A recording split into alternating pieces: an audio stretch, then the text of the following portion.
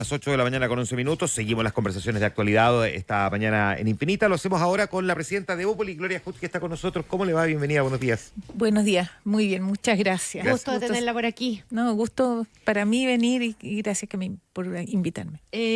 Gloria, se habla de agenda valórica de vuelta. Podemos eventualmente discutir también si está bien llamada como agenda valórica cuando volvemos a poner en la discusión de debates de políticas públicas respecto del aborto, de la eutanasia. Hoy día también tenemos la discusión en el Congreso respecto a la ley Zamudio, que ayer sufrió un traspié, al menos en el objetivo trazado por el gobierno. ¿Divide a la derecha la agenda valórica? No, yo discrepo de que agenda valórica de vuelta. Yo creo que no está de vuelta. Una agenda valórica que ha estado presente y pendiente, digamos. Pendiente, la ha planteado el presidente Boric en su programa. No es una sorpresa para nadie que estos temas son parte de los objetivos que él promueve y son temas sensibles también para sus propios seguidores. Así que a mí por lo menos no me sorprende que vuelva a poner el tema, más aún cuando en la cuenta pública él dio un giro bien importante en otros temas que venían en su programa. Todos los temas de seguridad, es un cambio radical. Habló mucho de inversión privada, también es un cambio muy radical. Entonces yo creo que los temas que quedaron más propios de su nicho son los valóricos, pero no es una sorpresa, es algo que ellos han planteado siempre. Y yo no creo que divida a la derecha. Lo que muestra la agenda valórica es la complejidad de los temas. Porque no solo en la derecha, vemos que también en el oficialismo hay sectores que por razones de postura religiosa, que son perfectamente respetables, no está de acuerdo en los planteamientos. Y yo creo que esa es la dificultad mayor, que estos son temas que entran en ámbitos que no son posibles de tratar con objetividad full. No son obvios. No son obvios, no son de números. Aquí hay creencias, hay valores, hay posturas religiosas que son, como digo, parte de la libertad de las personas. Y creo que esas discusiones hay que tenerlas. Hay que tenerlas en el Congreso, que es el lugar donde se discuten, pero con una tremenda prudencia y respeto, porque lo peor que puede pasar es descalificar al que no lo acepta sin tomar en cuenta que tiene derecho a pensar como piensa, especialmente en estos temas que son complejos. Me imagino que con esa mirada, usted en lo particular, como presidente de su partido, pero además usted en lo específico, no está en la línea, ¿verdad?, de que esto se transforme en un obstáculo para poder avanzar en otras reformas, sino discutirlo en su mérito. Totalmente. Yo creo que el trabajo legislativo no puede ser transaccional en esa forma. Las urgencias, cada una tiene su camino y es deber del aparato legislativo resolverla, contribuir a que se resuelvan rápido, y no se puede estar condicionando un proyecto a otro o al planteamiento de otros proyectos. Yo realmente discrepo de esa visión. Gloria, electoralmente también estos temas son complejos. Vimos el efecto que tuvo aparentemente, ¿verdad? Porque es bien difícil saber en el detalle, pero al menos en el agregado tiene que haber tenido algún efecto la discusión respecto del aborto en 3 causales, específicamente en el reciente debate constitucional. Y el impacto que pudo haber generado a la agenda republicana o a ciertos sectores de Chile Vamos. Estamos ahora no solamente en una campaña municipal, sino que configurando también una futura campaña presidencial. Sí. ¿Cuánto cree usted que estos temas van a influir y particularmente cómo cree que le pueden influir a la que me imagino es su candidata Evelyn Matei a esta discusión? Sí, partamos por despejar eso. Cada partido ratifica a los candidatos a través de sus órganos internos, así que por ahora es la persona mejor posicionada en nuestro sector. A la que hoy día se ve a la se que ve tiene la afectada mayor probabilidad. Yo creo que son temas que uno no puede eludir. Yo creo que sería un error ignorar los temas o suponer que uno puede avanzar en políticas públicas dejando aislados algunos temas de discusión. Creo que eso hay que tener una postura, y esa postura uno tiene que tener argumentos razonables para defenderla. Yo creo que puede ser un tema, pero hay otras urgencias mayores en la población. Y si nosotros estamos hablando de elecciones y de sintonizar con el sentir de las personas, que es lo que está bastante ausente, y lo vemos por la adhesión de las personas al sistema político, que está muy debilitada, es por las urgencias principales. Ya, de acuerdo, las que las personas mantienen. despejemos que obviamente las urgencias principales están puestas en otro lado, seguridad, etcétera, etcétera, pero como usted bien dice, hay que tener una posición respecto de estos temas. De todas maneras hay que tenerla y en el caso, por ejemplo, del debate del Consejo Constitucional del que yo formé parte, yo misma fui activa defensora del aborto en 3 causales, que no hubiera, me acuerdo que votamos con B larga, el artículo 1 en el día 1, la primera votación fue justamente eliminar una cláusula que ponía en riesgo el aborto en 3 causales. Yo creo que es una política pública que es necesaria, que resuelve casos muy dramáticos. Cuando uno empieza a conocer los casos se da cuenta de los alcances que tiene, y es necesario tenerla y proteger a las personas que se ven afectadas en esas circunstancias, que además cubre la mayor parte de los casos. Y después queda lo que llamamos el aborto libre, que es una discusión que además ya tiene proyectos en el Congreso, no es una novedad. ¿Y usted sería partidaria de avanzar en un aborto legal? Yo soy partidaria de discutir el tema. Personalmente, yo por lo menos no estoy de acuerdo con el aborto libre por unas razones personales que no necesariamente las tengo que transformar en política pública. Pero creo que hay etapas previas que no están resueltas, de prevención, por ejemplo, de acompañamiento, que pueden resolver muchos de los casos. Y podemos abrir la discusión, pero esa discusión tiene que tener profundidad y un gran alcance y mucha prudencia. Yo creo que lo peor es descalificar, es como una especie de todo o nada, y descalificar a todo aquel que diga yo prefiero otra alternativa. Yo creo que eso echa a perder toda la conversación seria, y hacia allá deberíamos apuntar, no deberíamos evadir ningún tema, pero tenemos que preocuparnos de lo que las personas están planteando como sus necesidades principales. Ahora, las necesidades principales, por supuesto que son las que deberían llevarse la prioridad en el debate, pero también hay otras discusiones que tampoco uno puede eludir. Déjeme preguntarle por la eutanasia y respecto de esa otra discusión, que es distinta a la del aborto por montones de razones, ¿no? Pero que quedaron puestas en el mismo discurso y por lo tanto forman parte también de ese debate. ¿Tiene el partido fijado una posición respecto a la eutanasia? Porque la eutanasia además tiene también ciertos bemoles, ciertas diferencias. Eutanasia, suicidio asistido, este debate ha sido bien profundo en el mundo también. Sí, en todos estos temas que tienen este componente valórico y yo puedo además decir de fe, es difícil tomar una postura como partido, porque en los partidos hay diversidad también de posturas en estos, como digo, en estos temas complejos. En eutanasia, la preferencia nuestra es enfatizar mucho un vacío enorme que hay, que es del cuidado paliativo. Nosotros creemos que ahí hay una ausencia que resolvería muchos de los casos. ¿Por qué muchas personas plantean la urgencia de la eutanasia? Es porque alguien que está en una enfermedad terminal, sufriendo horrores, no tiene acceso a medicamentos que le hagan más llevadera esa situación, o se alarga por mucho tiempo una situación médica que no le va a resolver el volver a vivir normalmente, y la familia entonces se ve afectada. Hay situaciones muy complejas. Quien ha acompañado un término de vida en esa forma se da cuenta de la importancia de esa etapa del cuidado paliativo y de no exagerar el uso, como se llama, el ensañamiento terapéutico, que a veces se alarga más de la cuenta. Yo creo que sí hay que tomar en cuenta... Ese debate es tan instalado como el otro que ha tenido lugar en algunos países donde ya existe la eutanasia o el suicidio asistido, pero fundamentalmente la eutanasia, en que ocurre lo contrario, digamos, donde existe tratamiento paliativo.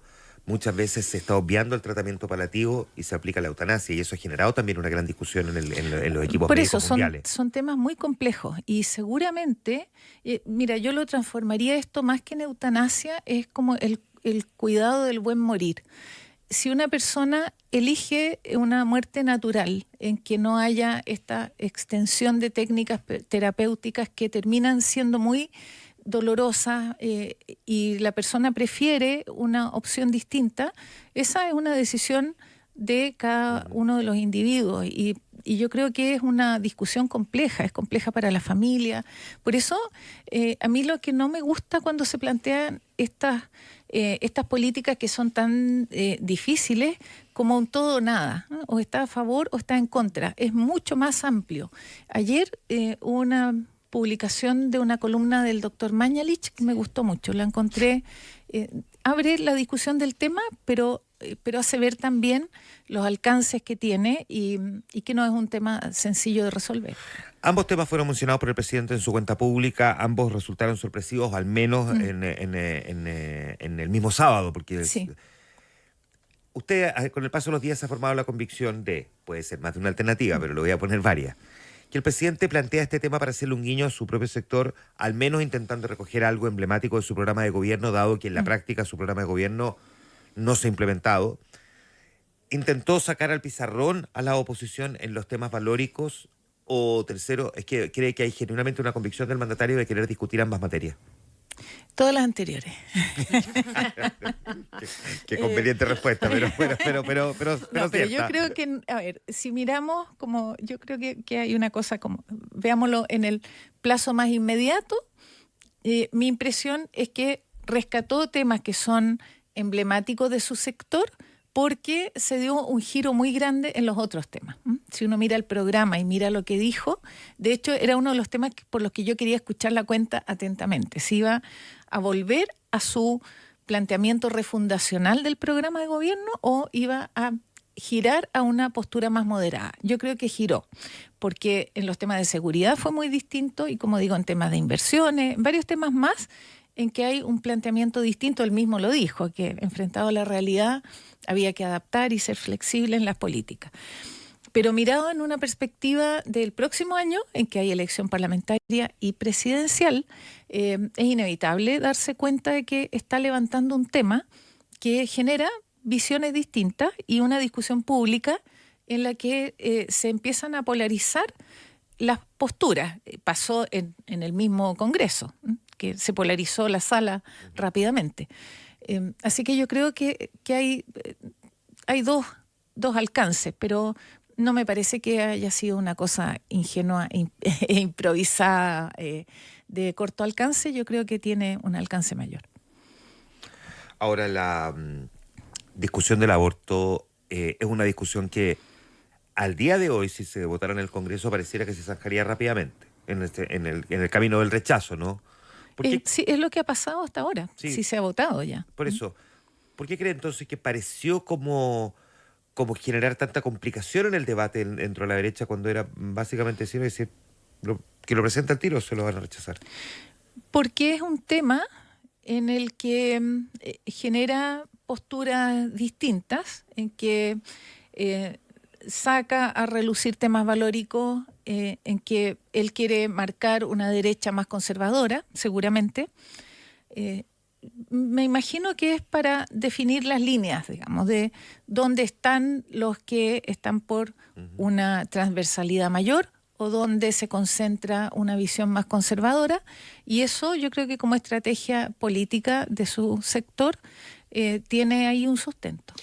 Gloria, justo usted hacía recién un reconocimiento reiterado, un reconocimiento que hacía al principio respecto del giro en el discurso del presidente, esta idea de que la cuenta pública estuvo muy cargada al hablar de crecimiento, inversión, sí, y también a los temas de seguridad.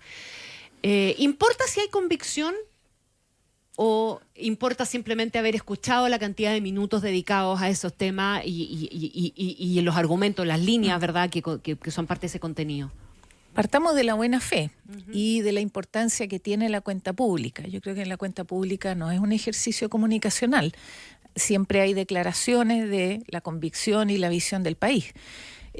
Y mi impresión es que el presidente tomó compromisos de crecimiento, compromisos de seguridad. Mi impresión también es que en seguridad, eso sí, omitió cosas que para nosotros han sido importantes, las venimos planteando desde febrero. Y es que la seguridad, el problema de seguridad en Chile ya no es de delitos comunes. Él no se refirió al impacto en la seguridad nacional que puede tener el crimen organizado y el narcotráfico en los niveles que están. Creo que ahí faltó esa parte. Pero en el resto, yo creo que que sí está convencido, además pareciera. Lo que pasa es que después uno empieza a encontrar las diferencias cuando los proyectos llegan al Congreso. Porque, por ejemplo, pidió, y me acuerdo textual que dijo, pido humildemente avanzar para llegar a acuerdos. Pero después llegan los proyectos al Congreso y vuelven a ser una especie de todo o nada. Entonces ahí es donde uno se desconcierta, porque dice, si el presidente está convencido, abra un poco el espacio. Voy a poner un caso bien concreto, en el proyecto de pensiones. Nosotros hemos hecho propuestas concretas a través del Centro de Estudio Horizontal y nos muestran que el proyecto del gobierno tiene un impacto negativo en las pensiones de los actuales cotizantes. Es decir, las personas que ahora cotizan van a recibir menos pensión de la que podrían recibir si se aplica el proyecto del gobierno.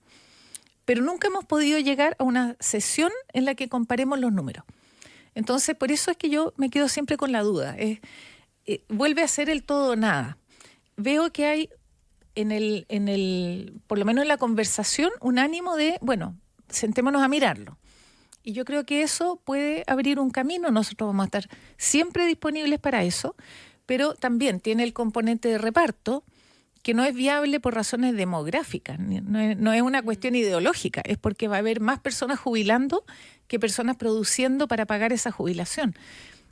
No nos pueden pedir que aprobemos algo que sabemos que es inviable.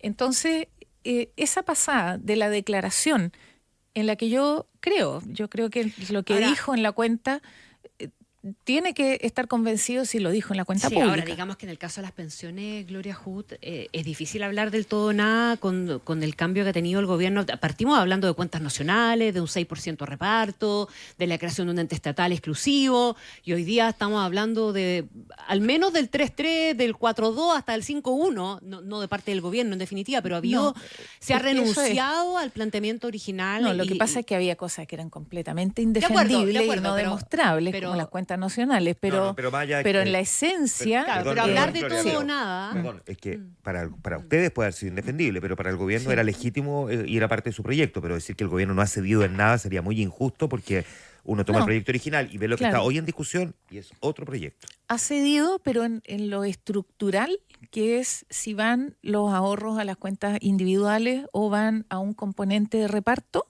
eso no ha cambiado nada. Y eso yo creo que es el gran nudo. Ha cambiado nudo. el número. Va cambiando. Era 6.0 y es 3.3 hoy día. Pero es un cambio importante igual. No está tan definido que el cambio completo sea así. ¿Y en qué ha cedido la oposición, Gloria Hood, en este terreno? Para ser justos y equilibrados en las concesiones del lado y lado. No, en plantear alternativas y poder compararlas. Pero del 6.0 no han salido. No, pero alternativas que demuestren que la propuesta del gobierno es mejor para los cotizantes. Mira, el objetivo del proyecto del gobierno es mejorar las pensiones actuales. Es un objetivo que todos compartimos. El problema es que las mejora a costa de las pensiones futuras de los que ahora cotizan. Entonces, no es un tema de prejuicio ideológico. No es no sé. No, y hay una diferencia bien profunda, que ustedes están pensando en mejorar las pensiones futuras más que las pensiones actuales. O sea, la responsabilidad nuestra es proteger el interés de los cotizantes actuales y futuros. ¿Y cómo mejorar las pensiones actuales? Y las pensiones actuales se necesitan recursos adicionales. Primero ya está la PGU, que es una mejora importante. Subiendo la PGU, para eso se necesitan más recursos. También hemos planteado propuestas al ministro Marcel para mejorar la recaudación, y ahí tenemos un nudo que es que nosotros creemos que se puede mejorar la recaudación sin subir impuestos, y él plantea subir impuestos. Nosotros creemos que abordando la elusión, no solo la subir evasión impuestos, y la mejora del uso de los recursos fiscales, pero todo eso está en el pacto tributario. Sí, pero sigue planteando un incremento de impuestos que nosotros creemos que es inconveniente, dada la situación económica actual, la necesidad de una agenda pro crecimiento más activa, la necesidad de generar empleo a tasas mayores, porque de lo contrario lo que estamos haciendo es ralentizar el crecimiento económico y tener menos recursos, no más recursos. Se ha hablado de financiar a través de impuestos, pero también de financiar a través de deuda.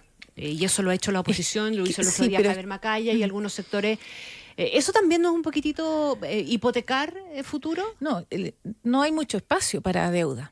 Uno puede, pero está la deuda en un porcentaje muy alto del PIB y también es lo mismo que en las finanzas de una familia. Digamos, uno tiene hasta un límite prudente de deuda y desde ahí no se puede mover mucho más. Entonces, creemos que sí hay espacio en, por ejemplo, el mejor uso de los recursos fiscales. Parte de la propuesta de la Constitución que se rechazó, lamentablemente, era una modernización del Estado con una optimización del uso de los recursos, con mediciones más específicas y continuas para asegurar que los recursos se asignan a programas que efectivamente producen beneficios. Actualmente hay una cantidad muy grande, y eso es un reconocimiento transversal, de fondos que van a programas que no producen beneficios.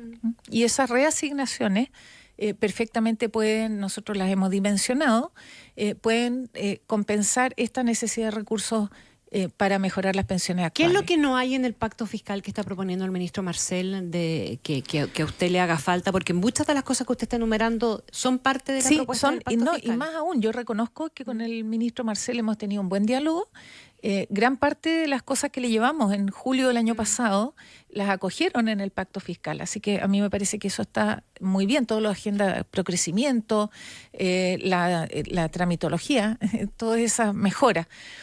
Yo creo que el tope es subir impuestos o no subir impuestos, es eso, es la política tributaria la que nosotros creemos que es inconveniente tal como está planteada y que deberíamos tener una discusión para asegurar que hay formas de recaudar antes que subir más los impuestos a las personas. Gloria Hood, muchas gracias por venir a conversar con nosotros esta mañana. Muy buenos Muchas días. gracias a Muchas ustedes. gracias. Muy bien. 8:33 minutos.